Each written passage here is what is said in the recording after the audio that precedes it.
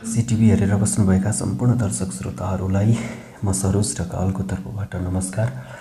साथीहरू, आज चाहिँ मैले लोकसेवा आयोग अन्तर्गतको खरिदार नासु र अधिकृत लेभलमा सोध्न सक्ने समसामयिक महत्त्वपूर्ण प्रश्नपत्रहरू लिएर उपस्थित भइसकेको छु र यदि साथीहरू यस च्यानलमा नयाँ हुनुहुन्छ भने हाम्रो पिएससी टिभीलाई सब्स्क्राइब गरेर सँगै रहेको बेल आइकन दबाउन नबिर्सनुहोला भन्दै आजको समसामयिक प्रश्नपत्रहरू सुरु गर्न चाहन्छु। क्वेशन नम्बर 1 मा रहेको छ, रुसले युक्रेनमाथि कहिले आक्रमण सुरु गरेको थियो?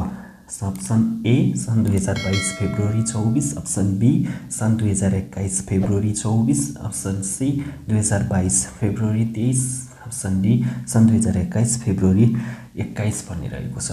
रुसले युक्रेनमाथि चाहिँ 2022 को फेब्रुअरी 21 मा युक्रेनमाथि आक्रमणको घोषणा चाहिँ गरेको थियो है। 2022 को फेब्रुअरी 21 मा घोषणा गर्यो र सन् 2022 को फेब्रुअरी 24 मा के गरेको थियो त रुसले युक्रेनमाथि आक्रमण गरेको थियो। त्यसैले अप्सन ए 2022 फेब्रुअरी 24 यसको सही जवाफ। त्यस्तै साथीहरु, क्वेशन नम्बर 2 मा रहेको छ, हेनले ग्लोबल पासपोर्ट इन्डेक्स 2022 मा नेपाल कतिऔं स्थानमा छ? Option A 101, option B 117, option C 105, option D 92 भन्ने रहेको थियो र हेनले ग्लोबल पासपोर्ट इन्डेक्स 2022 मा चाहिँ नेपाल 105औं स्थानमा रहेको छ। अप्सन सी 105औं स्थान सही रहेको छ।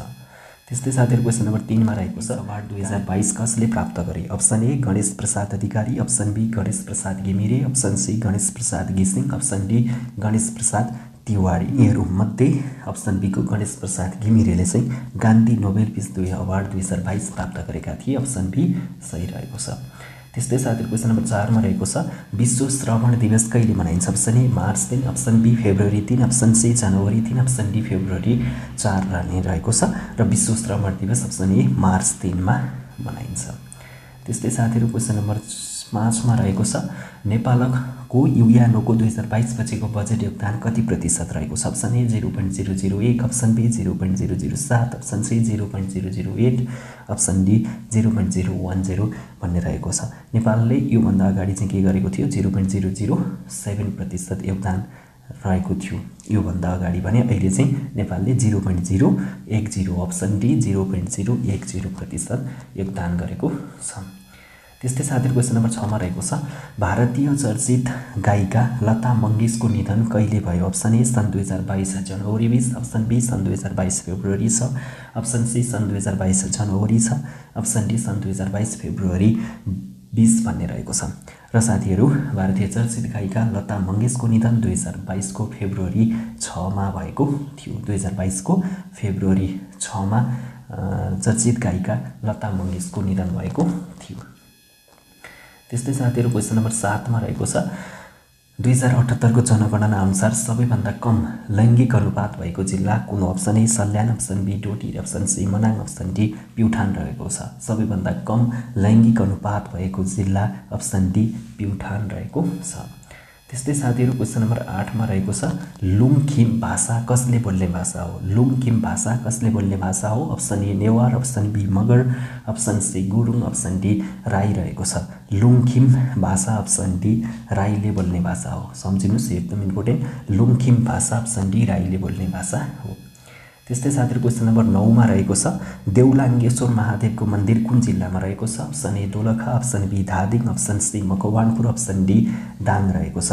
देउलाङ्गेश्वर महादेवको मन्दिर अप्सन ए दोलखामा रहेको छ।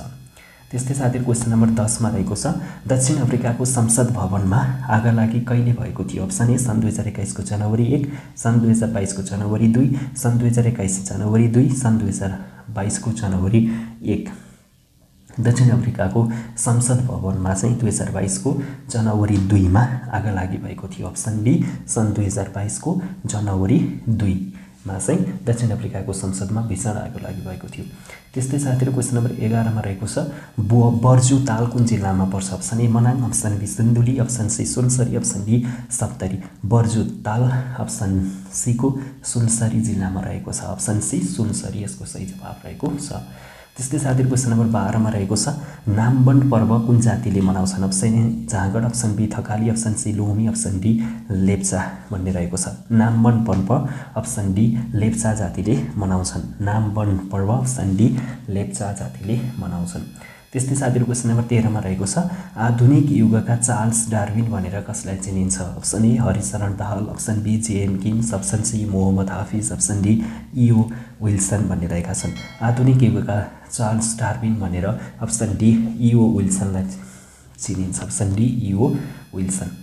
त्यस्तै साथीहरु क्वेशन नम्बर 14 मा रहेको छ राई आँधी कुन देशमा आएको थियो? Option A Bangladesh, option B चीन, option C Philippines, option D Japan. Rai आँधी अप्सन सी फिलिपिन्समा आएको थियो।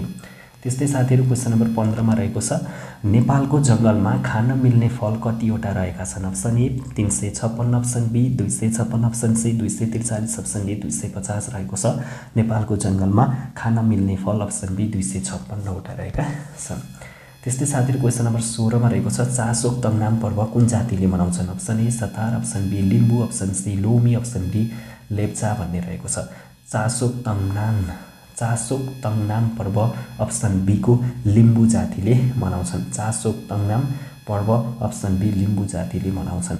त्यस्तै साथै क्वेशन नम्बर 17 मा बंगालको खाडीमा उत्पत्ति भएको सामुद्रिक चक्रवातलाई के भनेर चिनिन्छ? अप्सन ए समाजवाद, option B Jawad, option C जग्रवाद, अप्सन बी जनवाद भन्ने रहेको छ। बंगालको खाडीमा उत्पत्ति भएको सामुद्रिक चक्रवातलाई अप्सन बी जवाद भनिन्छ। त्यस्तै साथीहरु क्वेशन नम्बर 18 मा रहेको छ सिम्बु झरना कुन जिल्लामा रहेको छ? Option A Dhading, option B Manang, option C Gorkha, option D Lamjung. अब सिम्बु झरना अप्सन सी गोर्खा जिल्लामा रहेको छ। त्यस्तै साथीहरु क्वेशन नम्बर 19 मा रहेको छ विषम 2078 मा थपिएका जाति कतिवटा छन्? Option A 6, option B 2, option C 3, option D 4। 2078 मा चाहिँ 2 वटा जाति थपिएका थिए। गोर्खाका चुम्बी र नुब्री र चुम्बा गरी 2 वटा जातिहरू चाहिँ 2078 को जनगणनामा थपिएका थिए। ती दुईटी जातिहरू गोर्खा। त्यस्तै साथीहरु क्वेशन नम्बर 20 मा रहेको छ उत्तम शान्ति पुरस्कार 2077 कुन कृतिलाई प्रदान गरिएको छ? अप्सन ए मेरो आकाश, अप्सन बी मेरो अपहरण, अप्सन सी मेरो आत्मा, अप्सन डी मेरो सपनी। उत्तम शान्ति पुरस्कार 2077 अप्सन बी मेरो अपहरण कृतिलाई प्रदान गरिएको छ। त्यस्तै साथीहरु क्वेशन नम्बर 21 मा रहेको छ विश्वमा कार्बन उत्सर्जनमा नेपालको योगदान कति प्रतिशत रहेको छ? Option A 0.003%, option B 0.03%, option C 0.02%, option D 0.002% भन्ने रहेको छ। विश्वमा कार्बन उत्सर्जनमा नेपालको योगदान अप्सन सी 0.02% रहेको छ। त्यस्तै साथीहरु क्वेशन नम्बर 22 मा रहेको छ माई पेड माई राइट कसले सुरु गरेको परियोजना हो? Option A Tripura, option B Tripurari, option C Murari, option C खरारी भन्ने रहेको छ। माई पेड माई राइट्स परियोजना अप्सन ए त्रिपुराले सुरु गरेको परियोजना हो। त्यस्तै साथीहरु क्वेशन नम्बर 23 मा रहेको छ times person of the year 2021 कसले प्राप्त गरे? Option A Elon Musk, option B Jeff Bezos, option C Kamala Harris, option D Greta Thunberg रहेका छन्।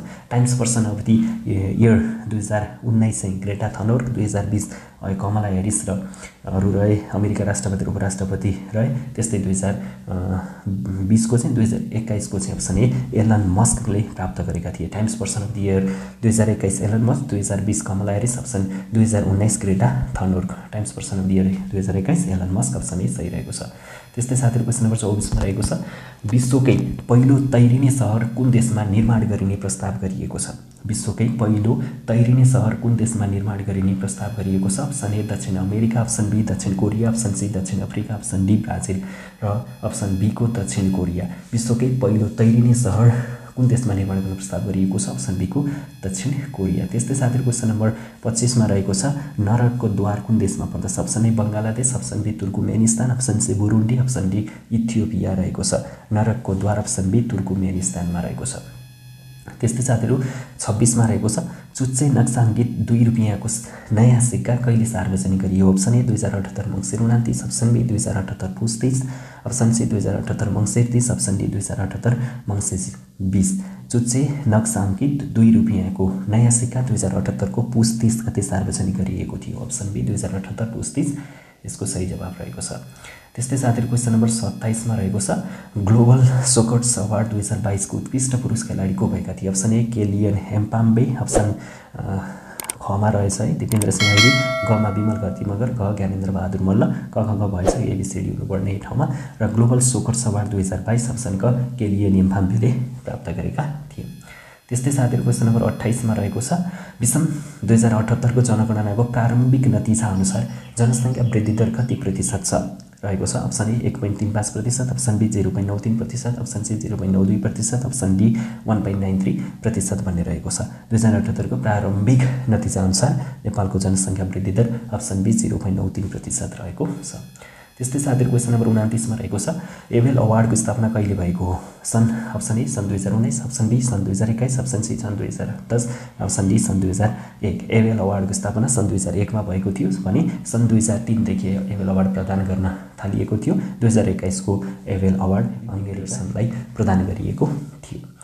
त्यस्तै साथीहरु क्वेशन नम्बर 30 मा रहेको छ न्यायिक संग्रहालयको स्थापना कहिले भयो। सन् 2078 जेठ 1, 2077 भाद्र 2, 2078 भाद्र 1, 2078 जेठ 2 र न्यायिक संग्रहालयको स्थापना 2078 को भाद्र 1 गते भएको थियो। 2078 को भाद्र 1 गते न्यायिक संग्रहालयको स्थापना भएको थियो।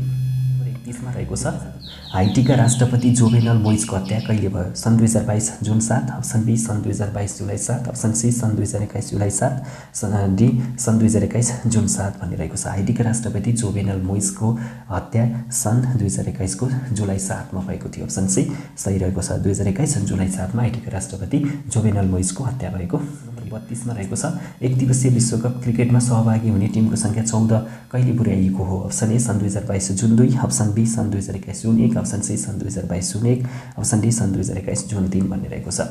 यो चाहिँ अप्सन बी को सन् 2021 जुन 1, सन् 2021 को जुन 1 बाट एक दिवसीय विश्वकप क्रिकेटमा सहभागी हुने टिमको संख्या 10 बाट बढाएर 14 क्रिकेटमा चाहिँ 2027 देखि चाहिँ 2024 देखि चाहिँ टिमको संख्या 14 पुग्ने भनेर बताइएको छ। 2024 मा चाहिँ एक दिवसीय विश्वकप क्रिकेटमा सहभागी हुने टिमको संख्या 14 पुर्याइने भएको छ। त्यस्तै साथीहरु क्वेशन नम्बर 33 मा रहेको छ भ्रष्टाचार विरुद्धको दिवस नेपालमा कहिलेदेखि मनाउन थालिएको हो। ए सन् 2005, बी सन् 2009, सी सन् 2011, अप्सन डी सन् 2010 भन्ने रहेको छ। भ्रष्टाचार विरुद्धको दिवस अप्सन सी को सन् 2011 देखि मनाउन थालिएको थियो। रहेको छ सरकारले भक्ति थापालाई कहिले राष्ट्रिय विभूति घोषणा गरेको। अप्सन ए 2078 साउन 29, अप्सन बी 2078 साउन 23, अप्सन सी 2078 साउन 13, अप्सन डी 2078 असार 14 गते भन्ने रहेको छ। सरकारले भक्ति थापालाई विषम 2078 को असार 14 गते राष्ट्रिय विभूति घोषणा गरेको थियो र राष्ट्रिय विभूतिको संख्या नेपालमा 17 जना पुगेको छ। र तपाईहरुले यसरी पनि प्रश्न सोध्न सक्छ नेपालको 17औं राष्ट्रिय विभूति भनेर कसलाई चिनिन्छ भनेर सोध्यो भने तपाईहरुले जान्नु पर्यो भक्ति थापा। त्यस्तै साथीहरु क्वेशन नम्बर 35 मा रहेको छ 8091 मिटर अग्लो अन्नपूर्ण हिमालको सफल आरोहण गर्ने प्रथम नेपाली महिला आरोही को हुन्। अप्सन ए पोन्टिया Sherpa, option B Phulmaya Sherpa, option C नाथन दोर्जु शेर्पा, अप्सन डी पूर्णिमा श्रेष्ठ भन्ने रहेको छ। 8091 मिटर अन्नपूर्ण हिमालको सफल आरोहण गर्ने व्यक्ति अप्सन डी पूर्णिमा श्रेष्ठ उनी गोर्खाकी थिइन्। 2078 को वैशाख 3 गते उनले अन्नपूर्ण हिमालको सफल आरोहण गरे। साथै क्वेशन नम्बर 36 मा रहेको छ जलवायु अनुकूलन प्रणालीको सुरुवात गरिएको जिल्ला कुन हो। Option A Sindhupalchok, option B Dolakha, option C Khotang, option D Bajhang. जलवायु अनुकूलन प्रणालीको सुरुवात अप्सन बी दोलखामा गरिएको थियो। त्यस्तै साथीहरु क्वेशन नम्बर 37 फर क्लाइमेट मुभमेन्टको संस्थापक को हुन्। Option A Harihar Adhikari, option B सिम्पल थनरुक, अप्सन सी ग्रेटा थनरुक, अप्सन डी कमला ह्यारिस। यो चाहिँ स्कुल स्ट्राइक फर क्लाइमेट मुभमेन्टको संस्थापक चाहिँ अप्सन सी को ग्रेटा थनरुक रहेकी छन्। उनी times person of the year 2019 पनि हुन सफल भए कि थिइन् र उनी 16 वर्षकी किशोरी हुन् है त। त्यस्तै साथीहरु क्वेशन नम्बर 38 मा नदीलाई तरल इन्द्रेणी भनिन्छ। अप्सन ए भूमध्य सागर, option B Nile, option C Amazon, option D Cano Cristales भन्ने रहेको छ। विश्वको तरल इन्द्रेणी भनेर अप्सन डी को क्यानो क्रिस्टालेस नदीलाई चिनिन्छ। Option D Cano क्रिस्टालेस।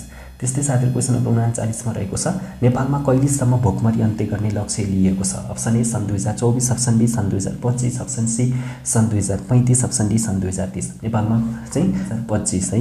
नेपालमा कहिलेसम्म भोकमरी अन्त्य गर्ने लक्ष्य लिएको छ त अप्सन बी को सन् 2025 सम्म भोकमरी अन्त्य गर्ने लक्ष्य लिएको छ। त्यस्तै साथ संघीय संरचना अनुसार नेपालको प्रशासनिक नक्सा कहिले लोकार्पण गरिएको। संघीय संरचना अनुसार नेपालको प्रशासनिक नक्सा कहिले लोकार्पण गरिएको। अप्सन ए 2075 फागुन 29, अप्सन बी 2075 फागुन 23, अप्सन सी 2078 जेठ 7, अप्सन डी 2078 जेठ 4 भन्ने रहेको छ। संघीय संरचना अनुसार नेपालको प्रशासनिक नक्सा सन् 2075 को फागुन 23 मा सार्वजनिक गरिएको थियो अथवा लोकार्पण गरिएको थियो भने 2075 को फागुन 29 गते चाहिँ म्याग्दी जिल्ला, तपाईले सुन्नुभएको म्याग्दी जिल्लालाई के गरिएको थियो त हिमाली जिल्लाको रूपमा वर्गीकरण गरिएको थियो, अथवा 2075 को फागुन 29 गते म्याग्दी जिल्ला चाहिँ के भएको थियो, हिमाली जिल्लाको रूपमा राखिएको थियो भने संघीय संरचना अनुसार नेपालको प्रशासनिक नक्सा अप्सन बी 2075 फागुन 23 गते लोकार्पण गरिएको थियो। र साथीहरू, आज मैले तपाईहरुलाई यो सेट 1 दिइसकेको छु। यो तीनटै तहको लागि नै निकै उपयोगी रहेको छ र सेकेन्ड पार्ट यदि तपाईहरुलाई चाहिन्छ भने म अबको दिनबाट चाहिँ तपाईहरुलाई लोकसेवा आयोग अन्तर्गतका समसामयिक प्रश्नपत्रहरू समेटेर भिडियोहरू बनाउने बाचा गर्दै, यदि यस च्यानलमा नयाँ हुनुहुन्छ भने हाम्रो पिएससी टिएससी टिभीलाई सब्स्क्राइब गरेर सँगै रहेको बेल आइकन दबाउनु होला र यस भिडियोलाई शेयर र लाइक गर्न पनि नबिर्सनुहोला। म सरोज बिदा हुन चाहन्छु। हस्त, धन्यवाद।